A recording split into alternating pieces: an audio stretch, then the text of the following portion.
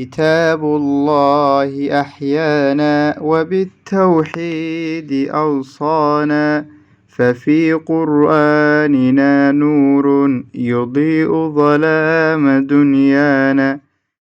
الحمد لله رب العالمين، والصلاة والسلام على نبينا محمد وعلى آله وأصحابه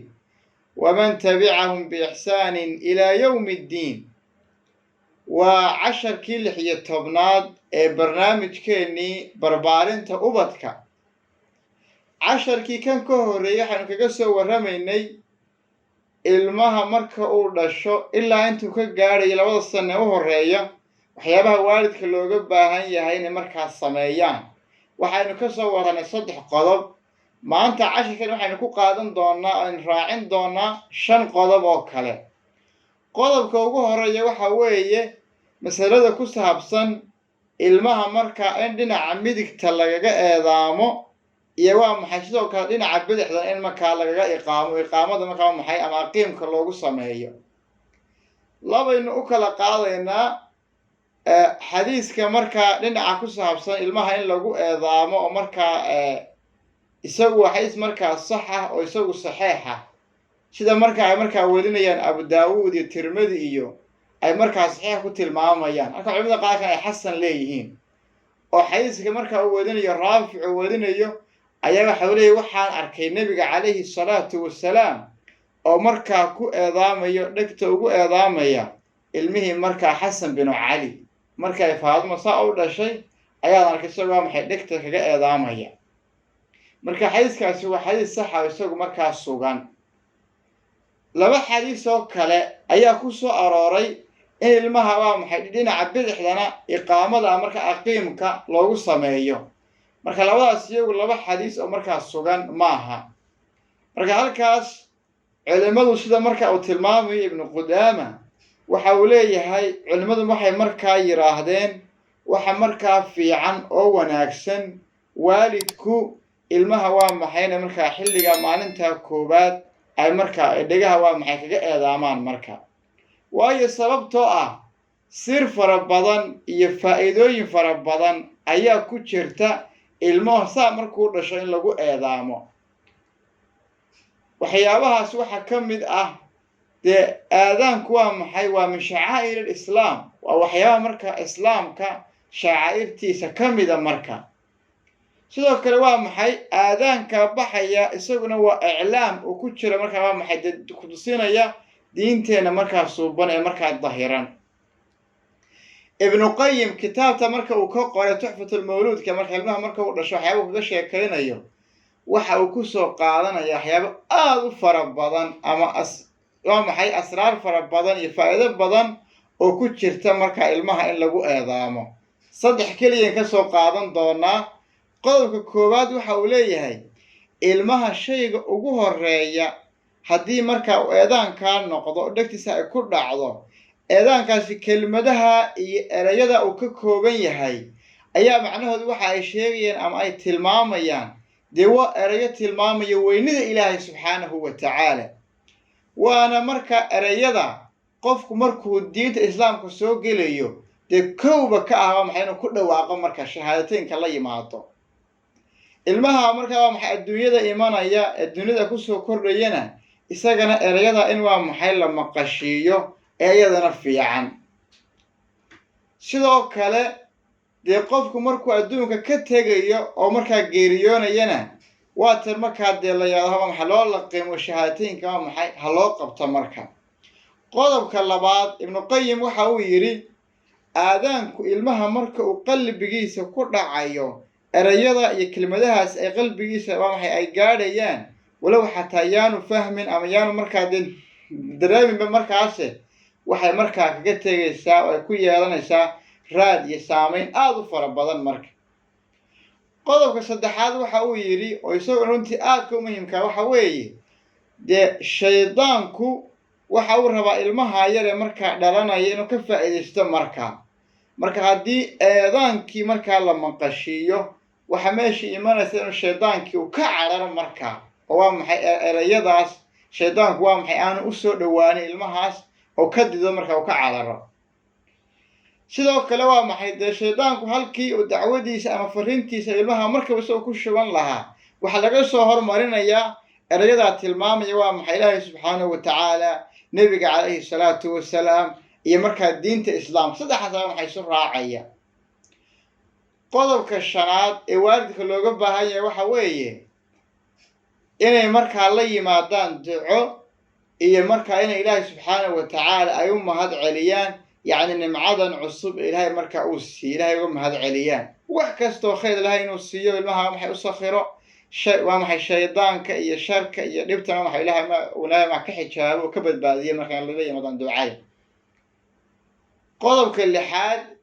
isaguna waxa weeye waalidka looga baahan yahay waxa markaa la yidhaha taxniikul mawluud marka yacni ilmaha markaa u dhasho in wax yaroo qoyan markaa sida timirta oo kale maxaa kaa waxay loogu qabto ama afka loo geliyo marka. qaybtaas iyadana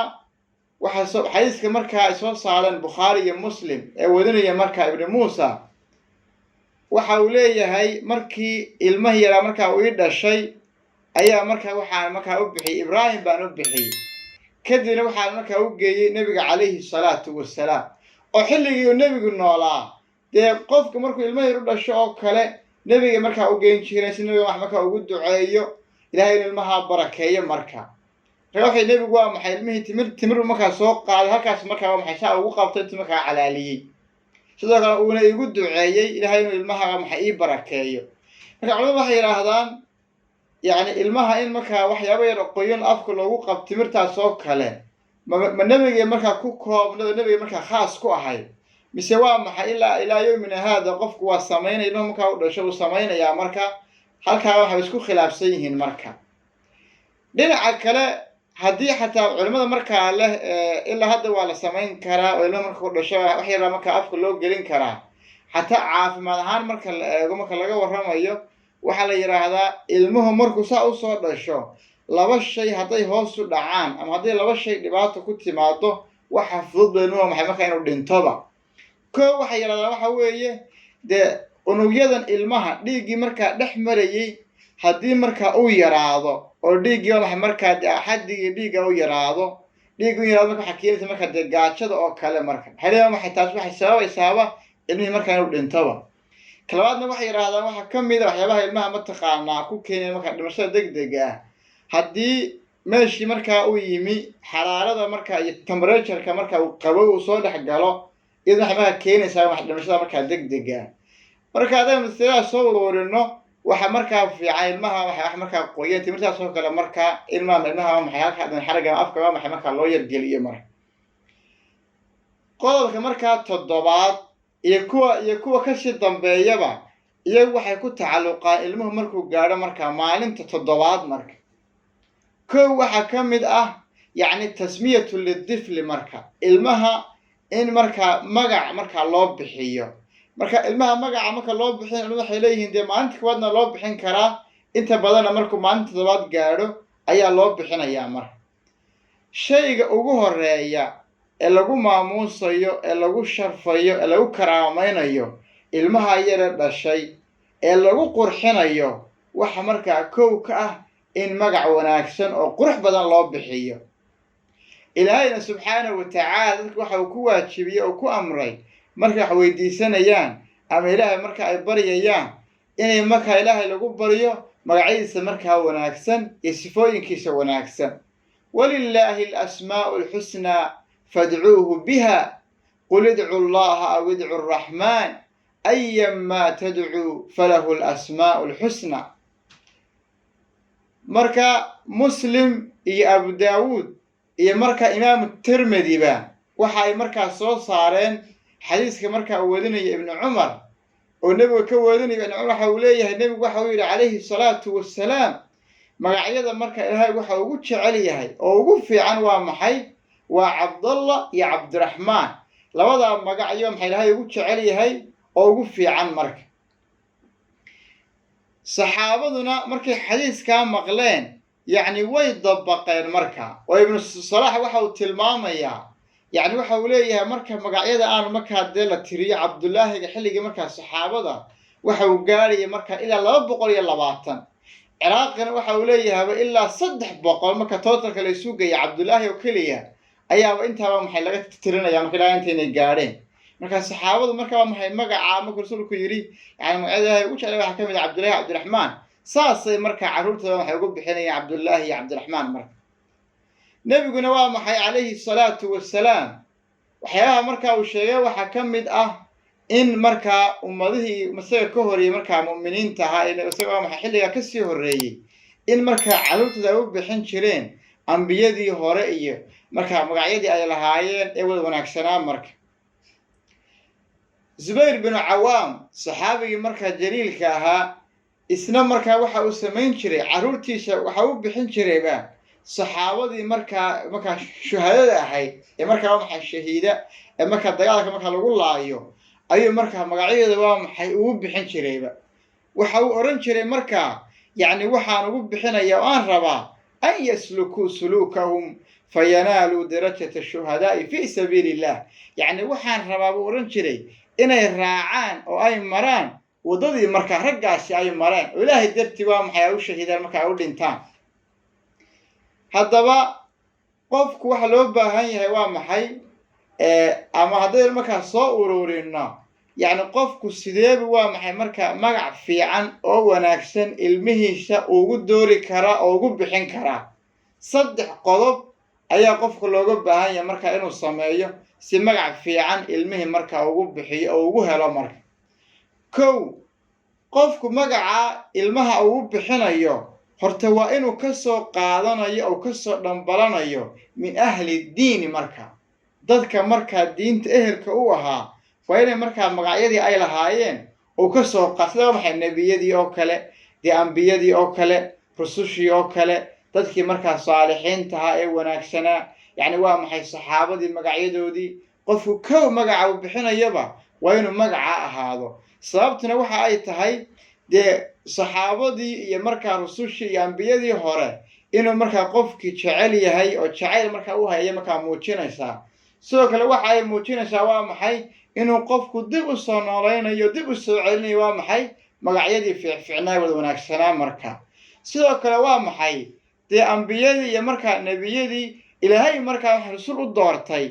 haddii marka waa maxay adiguna aad magacooda aad soo qaadatid de waa maxay iqtidaa'an lillah ilaahay marka adoo ku dayanaya ayay marka ku noqonaysaaba marka kaasi waa maxay qodobka koobaad marka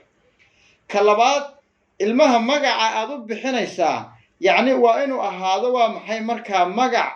ka kooban marka xuruuf marka waa maxay fudud marka xuruuf marka qaliila oo yar waa inay ahaadaan magacu ahaado sidoo kale waa maxay waa inuu ahaado magacaasi khafiifan cala alsina yani magac waa maxay ku fudud xagga marka ina carabka sidoo kale waa maxay waa inuu ahaado magac waa maxay ku fudud xagga dhawaqa marka isla markaana waa inuu ahaado magac qofka waa maxay marka aad u sheegaysa ama maqlaya isla markaa waxa maqalkiisa waa maxay marka qaban karo oo marka magaca waa maxay marka aan waa maxay si fudud u qaban karo marka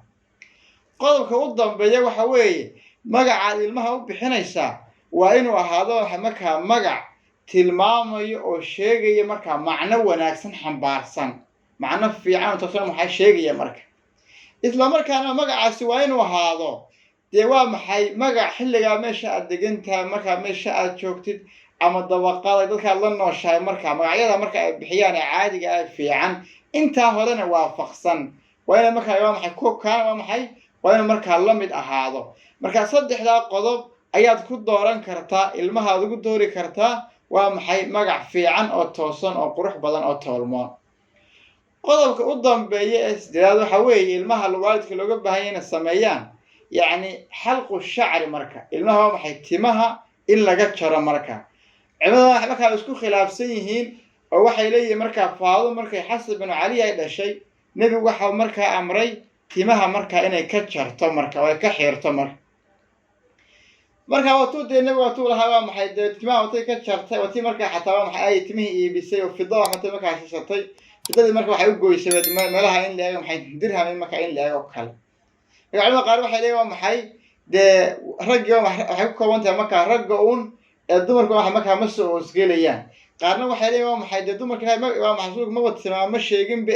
waa caadi marka iyaduna oo labadaba wax dhibaato ah ma laha markaa xataa caafimaad ahaan waxa fiican bay yidhahdaan ilmaha in timaha maxay laga jaro markaa laga xiiro marka ama ha ahaadaan markaa labka ha ahaadaan ama markaa kuwa dhadiga ha ahaadaan labadaba markaa waa maxay laakiin qofku waa maxay timaha ilmaha ka jaraya maadaama dadku ay yidhahdaan halkan oo kale ay fudud tahay oo kale ama jilicsan tahay oo kale waa in qofka markaa xalaaq oo fiican oo si fiican dee u garanaya waa in markaa timihii ilmihiisa uga jaro si fudud fiican oo markaa oo degan oo gacantiisa markaa ay fadhido oo uga xiiro markaa uga jaro shantii oo halkaas ay noogu dhammaadeen iyo saddexdii hore wallahu subxaanahu wa tacaala أعلى وأحكم وإليه مرجع والمآب